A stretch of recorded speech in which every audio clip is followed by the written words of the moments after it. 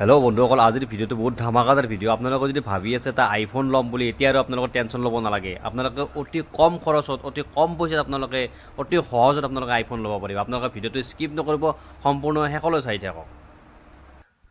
এইখন হৈছে দোকান, আপোনাৰ ধনৰ দোকান বুলি কয়। এখেতক হয়তো সকলোৱে চিনি পায়। নলবাৰী থানাৰ ওচৰতে আছে এইখন দোকান, দেখিছেনে? আহকচোন আমি বস্তুবিলাক চাই লওঁ আৰু মালিকৰ মুখেৰেও শুনিম। দেখিছেনে, এইজন হৈছে মালিক। আহকচোন আমি মালিকৰ মুখেৰে শুনিম। এখেত হৈছে আমাৰ এইখন দোকানৰ অনাৰ হয়। এখেতৰ মুখেৰে শুনক আপোনালোকে।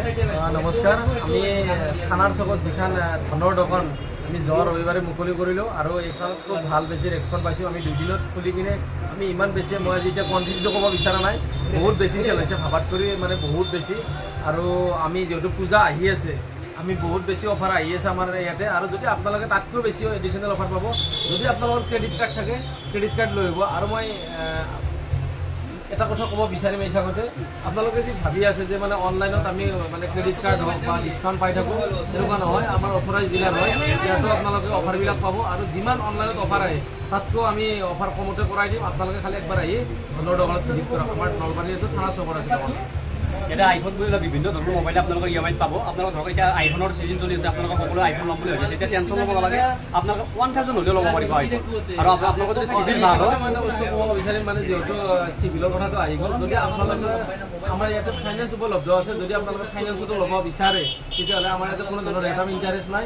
আৰু যদি আপোনালোকৰ ধৰক বাজাজ বা কিবা ইত্যাদি ইত্যাদি যদি ফাইনেন্সত লগাই থাকে, তেতিয়াহ'লে আপোনাৰ ডাউন পে'মেণ্টটো আপোনাৰ ধৰক 1000ৰ ডাউনত আহিব। আৰু লগতে আপোনালোকৰ যদি চিভিল ভাল, ধৰক মোবাইল লোৱা নাই, বেলেগ কিবা বস্তু লৈছে বা লোন লোৱা হৈছে, তেতিয়াও আপোনালোকে 700 টকাৰ ভিতৰতে ডাউন পে'মেণ্টত আপোনালোকে গমেই পালে। আপোনালোকৰ চিভিল ভাল কাৰণে 0 বেলেঞ্চত আপোনালোকে ল'ব পাৰে, যদি আপোনালোকৰ বাজাজ ফাইনেন্সৰ লগত আপোনালোকৰ ৰিলেশ্যনটো আছে। বুজি পাইছে? আহকচোন আমি মোবাইলবিলাক চাওক।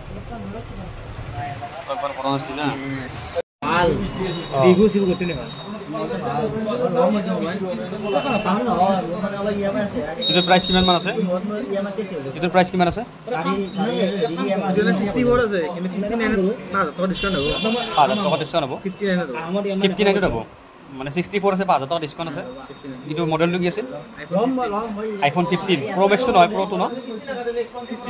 15 প্লাছ আছে, 64 দাম। আপোনালোকে 5,000 ডিছকাউণ্ট দিব, 59 আহিব। আৰু এইটো ধৰক আপোনালোকৰ চিভিল ভাল থাকিলে একদম 0 বেলেঞ্চ বা 1000 টকা দিলে হ'ব। EMI-টো কিমানকৈ আহিব? কিমান মাহৰ হ'ব? EMI-টো মেক্সিমাম 24 মাহৰ হ'ব। আৰু EMI কিমান মানকৈ আহিব? ধৰক মই আপোনাৰ 5,000 দিলোঁ ইয়াতে।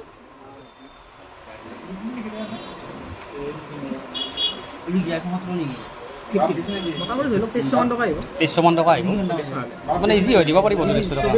চবেই এফৰ্ড কৰিব পাৰে। 5,000 টকা দিলে আপোনালোকে আইফোন এটা লৈ যাওক, 15 Pro। আৰু আপোনালোকে মানে মান্থলি আপোনালোকে EMI দিয়ক আপোনালোকৰ 2300 টকা।